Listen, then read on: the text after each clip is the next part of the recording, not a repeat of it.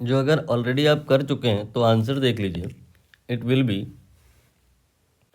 3/4 2a plus B divide by 3a+b multiplied by L. Question क्या है? A rod of length L has non uniform linear mass density given by rho x where a and b are constant and x is in between 0 to L. The value of x for the center of mass of the rod is at। क्या है question का meaning कि यहाँ पर एक rod है, ये rod में थोड़ी सी थिकनेस बना लेते हैं, ये हो गई।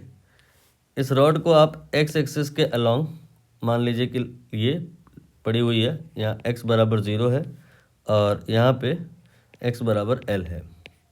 अब ये जो डेंसिटी का एक्सप्रेशन है, इस एक्सप्रेशन को ध्यान से देखो, इसमें x दिखाई दे रहा है। जो अगर x 0 रख दे तो क्या आएगा? ये टर्म 0 हो जाएगा, रो a के बराबर आ जाएगा।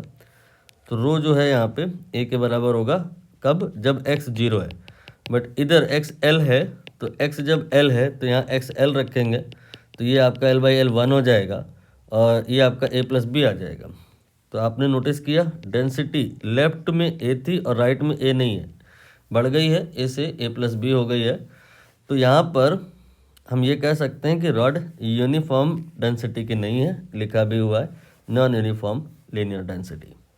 तो ऐसी परिस्थिति में जहाँ पर यूनिफॉर्मिटी नहीं है, हमें इंटीग्रेशन की हेल्प लेनी होती है। उसके लिए हम क्या करते हैं कि पूरी रॉड को टुगेदर कंसीडर नहीं करते हैं, रॉड का एक सेगमेंट कंसीडर करते हैं। उससे क्या फ़र्क पड़ जाएगा? उससे फ़र्क यह पड़ जाएगा कि वो सेगमेंट इतना छोटा होगा कि ये जो वेरिएशन है यहाँ पर a से जो b, a से a+b का वेरिएशन है, ये छोटे सेगमेंट के लिए नेग्लिजिबल हो जाएगा, डेंसिटी कांस्टेंट हो जाएगा। जो यहाँ पर डेंसिटी कांस्टेंट हो जाएगा तो हम उस पार्ट का सेंटर ऑफ मास निकालेंगे और फिर इंटीग्रेट कर देंगे। इस कहानी को इम्प्लीमेंट कैसे करेंगे कि ओरिजिन से हम x = x पर कोई एक पॉइंट कंसीडर कर लेंगे, सपोज करिए a, ठीक। और फिर x की वैल्यू को थोड़ा सा बढ़ाएंगे, यानी कि सपोज करिए dx बढ़ा दिया और पॉइंट मिल गया b। इन दो पॉइंट के बीच में जो अगर आप डेंसिटी का वेरिएशन चेक करो, ये 0 आएगा।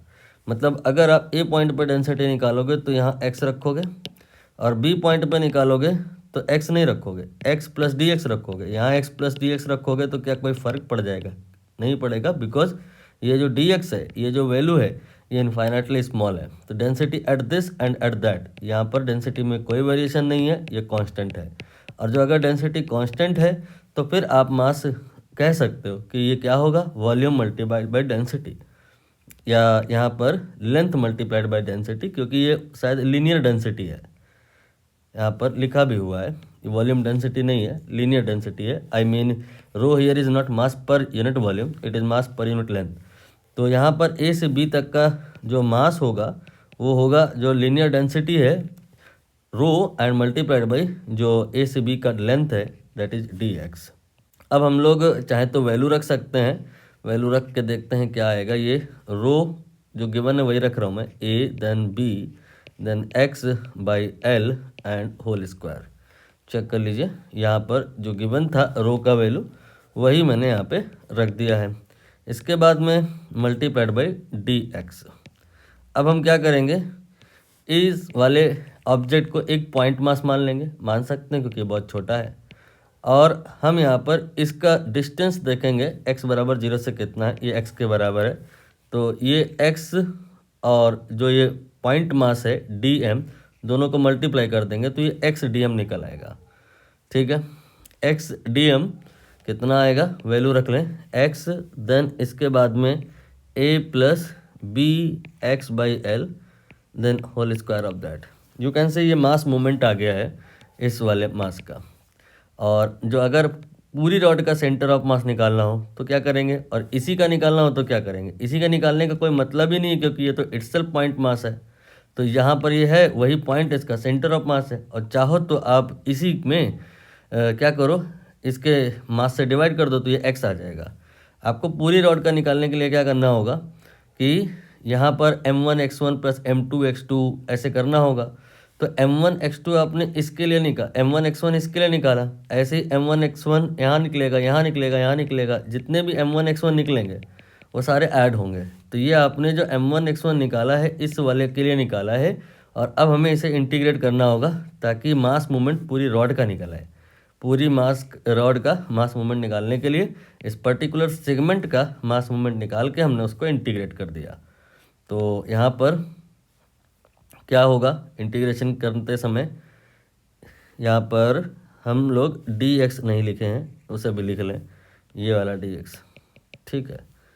कांस्टेंट टर्म बाहर निकाले जा सकते हैं, ये आपका कांस्टेंट अभी बाहर नहीं निकल पा रहा है, तो x को अंदर मल्टीप्लाई करो, ये ax हो गया, देन ये bx क्यूब हो गया और डिवाइडेड बाई l स्क्वायर हो गया, और इसका इंटीग्रेशन होगा, लिमिट अभी थोड़ी देर में लगा लेंगे, पहले इंटीग्रेशन कर लें।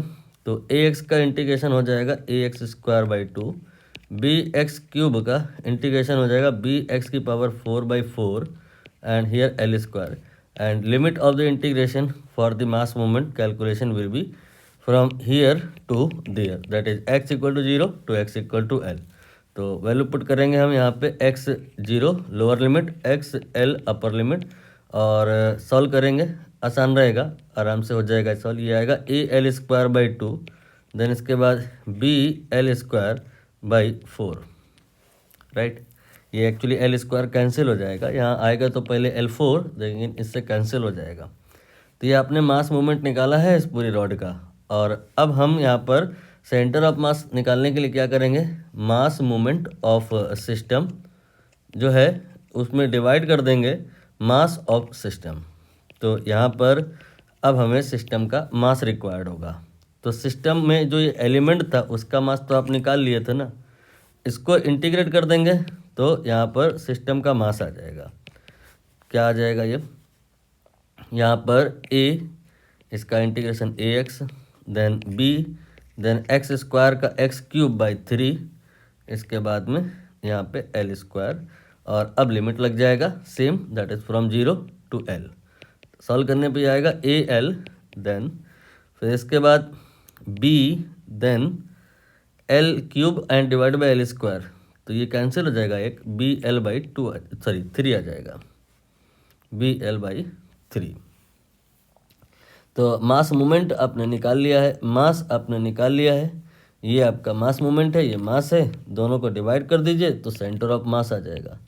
ये हो गया मास मूवमेंट और ये हो गया सेंटर ऑफ मास, दोनों को अब हम डिवाइड करेंगे। कैलकुलेशन कोई ख़ास मुश्किल नहीं है, एक बार आप चाहो तो ऑप्शन से हेल्प ले लो, थोड़ा एलसीएम वगैरह लेना पड़ेगा। जैसे कि यहाँ पे आप 2 से मल्टीप्लाई कर दो तो ये हो जाएगा 2a, ठीक है। l स्क्वायर तो कॉमन लेके कैंसिल कर दिया जाएगा या बाहर मल्टीप्लाई में ले लेंगे। इसके बाद में फिर आएगा प्लस b, इसके बाद में ये आपका l स्क्वायर कॉमन होकर के बाहर हो जाएगा, उसे हम बाद में लिख लेंगे। ये हो गया 2a और ये हो गया b, और ये 2 इंटू 2 यानी कि 4, ये आ गया। l स्क्वायर जो कॉमन लिया था उसे भी मैंने लिख लिया, एंड इसके बाद डिवाइड करेंगे। ये आपका जो एक्सप्रेशन है इसमें 3 से ऊपर नीचे मल्टीप्लाई कर लो तो ये आ जाएगा 3a देन प्लस b।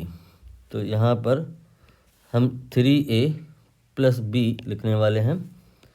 इसके बाद में l कॉमन हो गया है, इसे लिख लो एंड डिवाइड बाई 3 कर लो। थोड़ा सा और सॉल्व कर लो, ये आपका सिंप्लीफाई होगा, ओनली l आ जाएगा। और इसके बाद ये आपका 3 ये मल्टीप्लाई में आएगा, divide by 4 in bracket 2a plus b and then divided by 3a plus b।